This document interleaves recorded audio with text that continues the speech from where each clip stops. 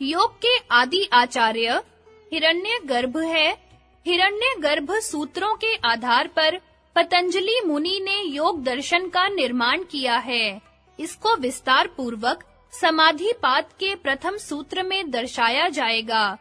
पतंजलि मुनि की जीवनी तथा योग दर्शन के भाष्यकारों का वर्णन इस प्रकरण के अंत में किया जाएगा। योग दर्शन के 4 पाद। योग दर्शन के 4 पाद हैं और 195 सूत्र हैं। समाधि पाद में 51, साधन पाद में 55, विभूति पाद में 55 और कैवल्य पाद में 34। पहला, समाधि पाद। जिस प्रकार एक निपुण क्षेत्रज्ञ सबसे प्रथम सबसे अधिक उपजाऊ भूमि को तैयार करके उसमें श्रेष्ठतम बीज बोता है, इसी प्रकार श्री पतंजलि महाराज ने समाहित चित्त वाले सबसे उत्तम अधिकारियों के लिए सबसे प्रथम समाधि पाद को आरंभ करके उसमें विस्तार पूर्वक योग के स्वरूप का वर्णन किया है। सारा समाधि पाद एक प्रकार से निम्न 3 सूत्रों की विस्तृत व्याख्या है। योग चित्त की वृत्तियों को रोकना है, तब दृष्टा की स्वरूप में अवस्थिति होती है। दूसरी अवस्था में दृष्टा वृत्ति के समान रूप वाला प्रतीत होता है। चित्त, बुद्धि, मन, अंतःकरण लगभग प्रायवाचक समानार्थक शब्द हैं, जिनका भिन्न-भिन्न दर्शनकारों ने अपनी-अपनी परिभाषा में प्रयोग किया है। मन की चंचलता प्रसिद्ध है। सृष्टि के सारे कार्यों में मन की स्थिरता ही सफलता का कारण होती है। सृष्टि के सारे महान पुरुषों की अद्भुत शक्तियों में उनके मन की एकाग्रता का रहस्य छिपा हुआ होता है।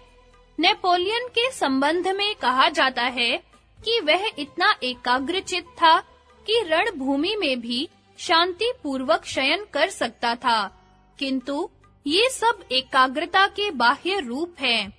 योग के अंतर्गत मन को 2 प्रकार से रोकना होता है। एक तो केवल एक विषय में लगातार इस प्रकार लगाए रखना कि दूसरा विचार न आने पावे। इसको एकाग्रता अथवा संप्रज्ञात समाधि कहते हैं। इसके 4 भेद हैं। पहला, वितर्क, किसी स्थूल विषय में चित्त वृत्ति की एकाग्रता। दूसरा, विचार, किसी सूक्ष्म विषय में चित्त वृत्ति की एकाग्रता। तीसरा, आनंद, अहंकार विषय में चित्त वृत्ति की एकाग्रता। और चौथा, अस्मिता, अहंकार रहित अस्मिता विषय में चित्त वृत्ति की एकाग्रता। इसकी सबसे ऊंची अवस्था विवेक ख्याति है, जिसमें चित्त का आत्माध्यास छूट जाता है और उसके द्वारा आत्म स्वरूप का उससे पृथक रूप में साक्षात्कार होता है।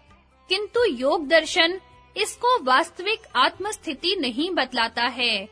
यह भी चित्त ही की एक वृत्ति अथवा मन का ही एक विषय है, किंतु इसका निरंतर अभ्यास वास्तविक स्वरूपावस्थिति में सहायक होता है। उपर्युक्त विवेक ख्याति भी चित्त की ही एक उच्चतम सात्विक वृत्ति है। इसको नेति-नेति रूप पर वैराग्य द्वारा हटाना मन का दूसरी प्रकार से रोकना है। इसके भी हट जाने पर चित्त में कोई भी वृत्ति न रहना अथवा मन का किसी विषय की ओर न जाना सर्ववृत्ति निरोध असंप्रज्ञात समाधि है। इसकी विस्तार पूर्वक व्याख्या योग दर्शन में यथास्थान की जाएगी। निरोध अपने स्वरूप का सर्वथा नाश हो जाना नहीं है, किंतु जड़ तत्व के अविवेक पूर्ण संयोग का चेतन तत्व से सर्वथा नाश हो जाना है। इस संयोग के न रहने पर दृष्टा की स्वरूप में अवस्थिति होती है। इसको तीसरे सूत्र में बतलाया गया है। स्वरूपावस्थिति इतना व्यापक शब्द है कि सारे संप्रदाय और मतांतर वाले इसके अपने अभिमत अर्थ ले सकते हैं, किंतु योग क्रियात्मक रूप से अंतिम लक्ष्य पर पहुंचाकर यथार्थ स्वरूप अनुभव कराकर शब्दों के वाद विवाद में नहीं पड़ा है।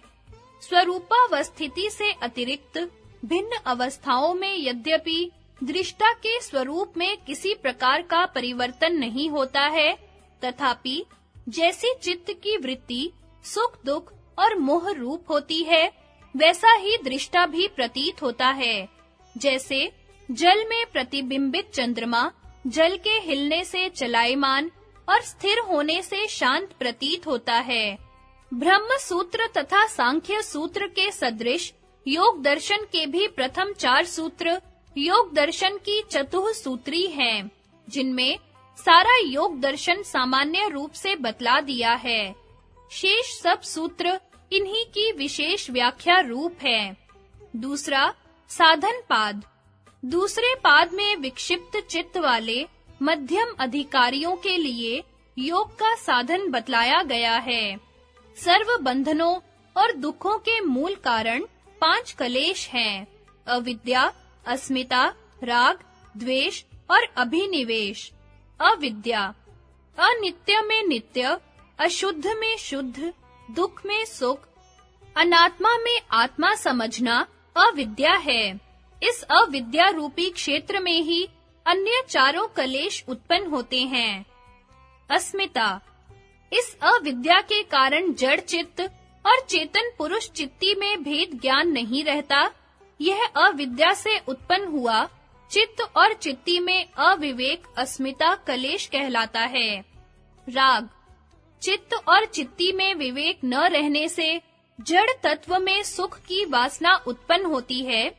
अस्मिता क्लेश से उत्पन्न हुई चित्त में सुख की इस वासना का नाम राग है। द्वेष, इस राग से सुख में विघ्न पड़ने पर दुख के संस्कार उत्पन्न होते हैं।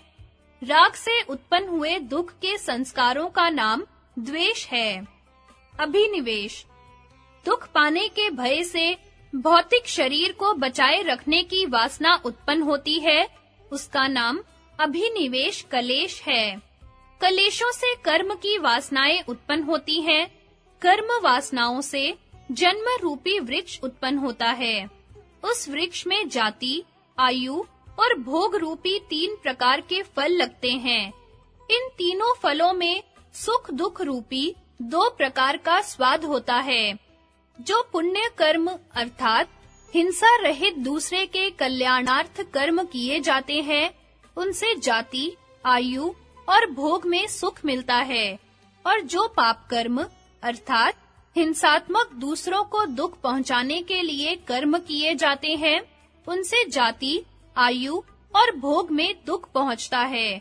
किंतु यह सुख भी तत्ववेत्ता की दृष्टि में दुख रूप ही है, क्योंकि विषयों में परिणाम दुख, ताप दुख और संस्कार दुख मिला हुआ होता है, और तीनों गुणों को सदा अस्थिर रहने के कारण उनकी सुख दुख और मोह रूपी वृत्तियां भी बदलती रहती हैं।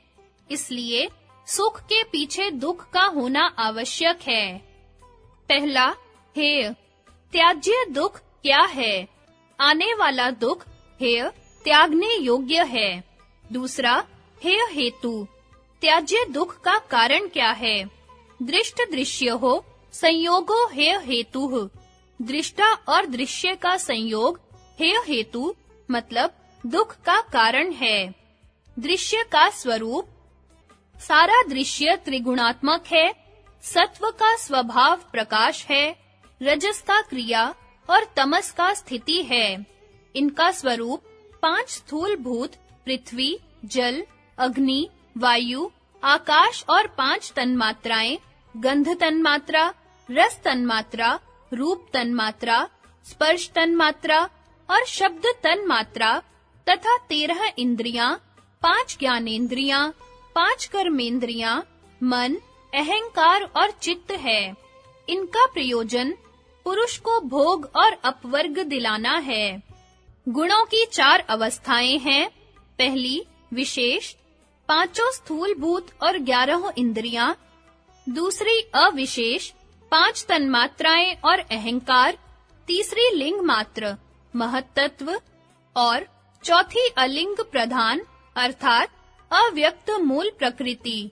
दृष्टा का स्वरूप, दृष्टा यद्यपि देखने की शक्ति मात्र निर्मल और निर्विकार है, फिर भी उसे चित्त की वृत्तियों का ज्ञान रहता है।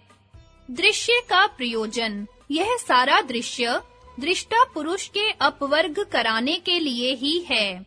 यह दृश्य मुक्त पुरुषों का प्रयोजन सिद्ध करके अन्य पुरुषों के लिए इसी प्रयोजन के सिद्ध कराने में लगा रहता है।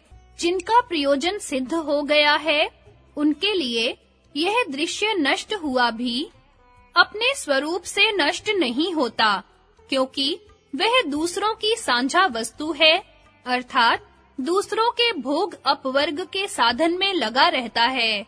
दृष्टा और दृश्य के संयोग के वियोग का कारण अगले सूत्र में बतलाते हैं। स्वशक्ति और स्वामी शक्ति के स्वरूप की उपलब्धि का कारण संयोग है, अर्थात संयोग हटाने के लिए स्वशक्ति और स्वामी शक्ति के स्वरूप की उपलब्धि की जाती है। स्वशक्ति अर्थात दृश्य के स्वरूप की उपलब्धि जो भोग रूप है, संप्रज्ञात समाधि द्वारा, और स्वामी शक्ति अर्थात पुरुष के स्वरूप की उपलब्धि जो अपवर्ग रूप है, असंप्रज्ञात समाधि द्वारा की जाती है।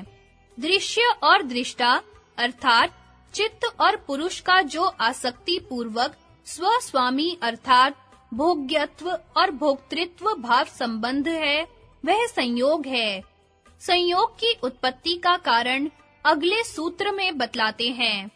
दृष्टा और दृश्य के अविवेक पूर्ण संयोग का कारण अविद्या है। तीसरा, हान, दुख का नितांत अभाव क्या है? अविद्या के अभाव से संयोग का अभाव होता है, यही हान है। यह चेतन स्वरूप पुरुष का कैवल्य है। चौथा, हानोपाय, दुख के नितांत अभाव का साधन क्या है? निर्मल अडोल विवेक ख्याति हान का उपाय है। विवेक ख्याति की सबसे ऊंची अवस्था वाली प्रज्ञा अगले सूत्र में बतलाई गई है। उस विवेक ख्याति की 7 प्रकार की सबसे ऊंची अवस्था वाली प्रज्ञा होती है। 1. जो कुछ जानना था जान लिया, अर्थात जितना गुणमय दृश्य है, वह सब परिणाम, ताप और संस्कार दुखों तथा गुण वृत्ति विरोध से दुख रूप ही है, इसलिए हेय है, अब कुछ जानने योग्य नहीं रहा। तो जो कुछ दूर करना था दूर कर दिया, अर्थात दृष्टा और दृश्य का संयोग जो हेय हेतु है वह दूर कर दिया, अब कुछ दूर करने योग्य नहीं रहा। 3. जो कुछ साक्षात करना था साक्षात कर लिया, अर्थात निरोध समाधि द्वारा हान को साक्षात कर लिया, अब कुछ साक्षात करने योग्य नहीं रहा। 4. जो कुछ करना था कर लिया, अर्थात हान का उपाय अविप्लव विवेक ख्याति संपादन कर लिया, अब कुछ करने योग्य नहीं रहा। 5. चित्त ने अपने भोग अपवर्ग दिलाने का अधिकार पूरा कर दिया, अब कोई अधिकार शेष नहीं रहा। 6. चित्त के गुण अपने भोग अपवर्ग का प्रयोजन सिद्ध करके अपने कारण में लीन हो रहे हैं। 7. गुणों से परे होकर शुद्ध परमात्मा स्वरूप में अवस्थिति हो रही है।